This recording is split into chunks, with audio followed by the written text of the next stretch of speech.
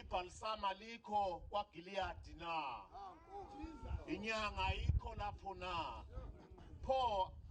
ayipheleliswa ngani impilo yendodakazi yabantu bami na hlala phansi ke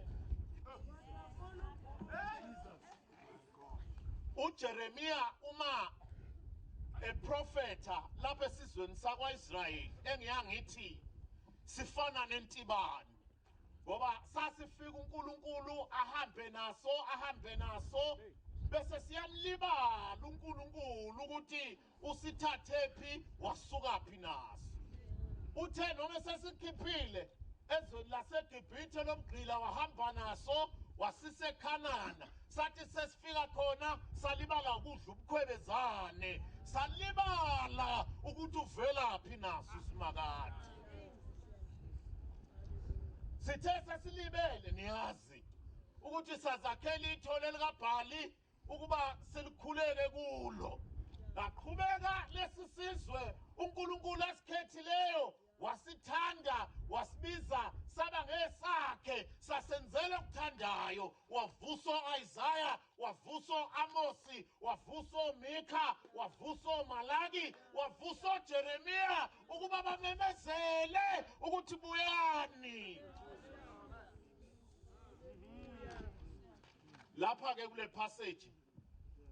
engayifundanga yonke kusukela kuverse 1 kuya ku21 uJeremiya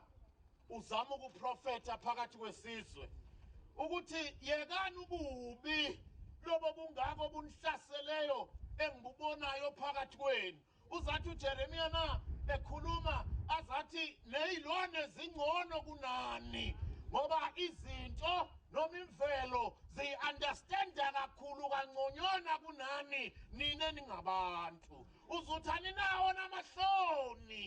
nokwenza izinto ezimbi niyenzani ngabi namahloni anikhophozi kodwa kuJeremiya ungumprofeti right engimthandayo ongafani noJona wathi umyeni othi uJona niyalunga ngoba uNkulunkulu kade nitshela uJeremiya uthi noma profeta enika amazwi awanikwa uNkulunkulu wathi unomhlungu alibonge igama lenkosi ngoIsrayeli kaSimakade lingakhona isegcina athi hawu ububo bungaka obonakala kwaIsrayeli alikho yini ibhalsam kwaGiliyadi uyabona ke ibhalsam kwakumthi noma isigcobo esasisiza uma abantu begula ngakho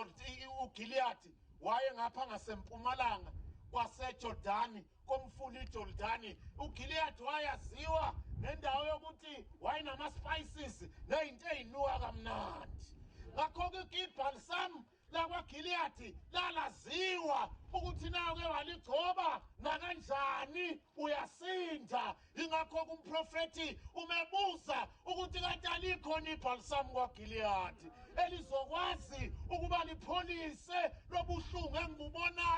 engibubona kwaIsrayeli na alibonge igama lenkosi uyabona ke uma ngisekule ndaba ngiyayibukela nami ngiyibukele eceleni ngihlalele eceleni ngibuka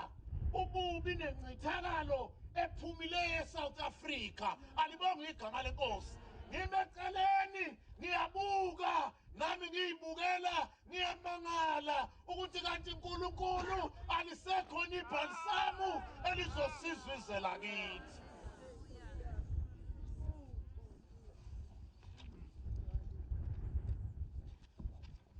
siyabuka yokuthi siphile ezweni elingenaqinisi alibonge igama lenkosi abantu okulula nje ukuba badle imali zabantu bangabi nanembeza siphile ezweni lapha abantu behambela ngokuthanda kwabo nangokubaba kwenhliziyo zabo nangokubaba kweindlebe zabo alibonge igama lenkosi siyalidinga ibhalsam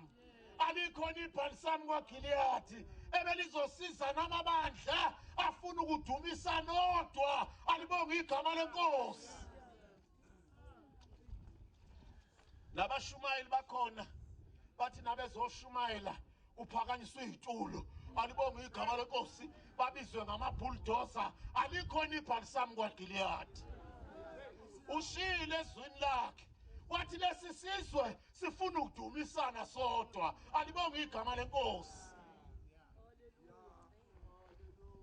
labashumayeli bakhona bakhompyutha ngokushumayela alibonge igama lenkosi kube ngazathi into yabo indaba yokushumayela isiyaba into yabantu alibonge igama lenkosi bafuna ukushumayela nangemali ukuthi na ungenamali ungahambi nangemoto ephambili awulutho alikho ibhalisami kwaGiliyadi ukuze lizolapha ibandla likaNkulunkulu elicabanga ukuthi into zezwe ziyilo lizawuhlangana nebandla lakithi ngoSeptember sizawuhlangana kade ngizwa ukukhulunywa ukuthi sifuna ukulanda izinto zezwe siyifake ebandleni alibonge igama lenkosi ngoba sithe South Africa sekuvunyiwe lokhu ngakho nathi silibandla asihambisane nezwe alikho ibhalisami kwaGiliyadi alibonge igama lenkosi